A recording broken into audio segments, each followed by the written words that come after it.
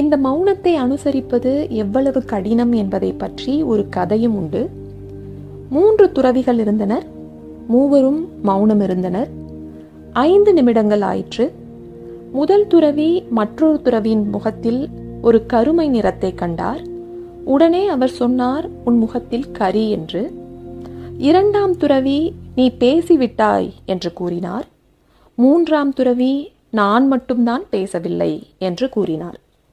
கதை உங்களுக்கு புரிந்திருக்கும். நமது உள்ளொளியை மௌனமாக கேளுங்கள்.